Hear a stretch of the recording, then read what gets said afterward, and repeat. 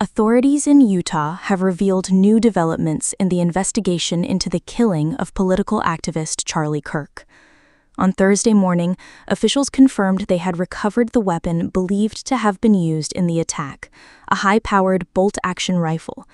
The firearm was discovered in a wooded area close to a neighborhood near the university campus. Investigators also found footprints and video evidence that they say could bring them closer to identifying the gunman. According to Bo Mason, the commissioner of the Utah Department of Public Safety, the suspected shooter arrived at the campus just before noon. He reportedly used a stairway to access a rooftop overlooking the event where Kirk was speaking.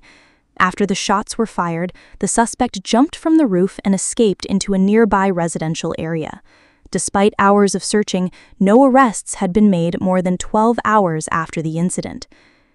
Charlie Kirk, a close ally of former President Donald Trump and founder of a major conservative youth organization, was shot while addressing a crowd of about 3,000 students at Utah Valley University. Officials have described the attack as a political assassination, fueling concerns about escalating political violence across the country. The FBI initially created confusion when Director Tash Patel announced that a suspect had been taken into custody. However, Patel later backtracked, admitting the individual was released and was not connected to the shooting. Another person who had been detained shortly after the attack was also cleared of involvement.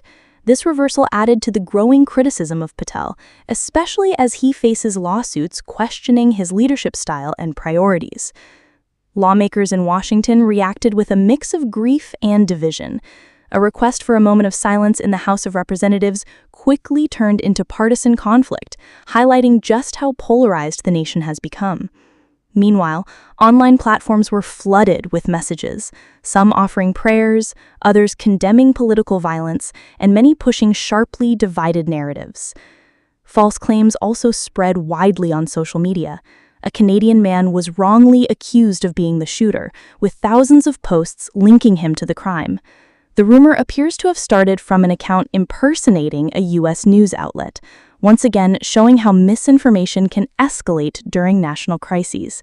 Charlie Kirk's death, at just 31 years old, adds to a troubling trend of political figures across the spectrum being targeted by violence. His supporters say he was a fighter for conservative values, while critics point to his often controversial positions, including strong advocacy for gun rights and heated views on immigration.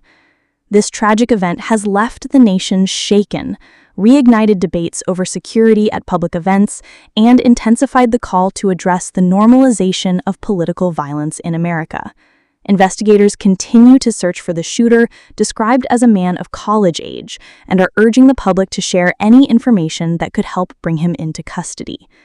If you want to stay updated on this developing story and other major world events, make sure to subscribe to InsightPulse.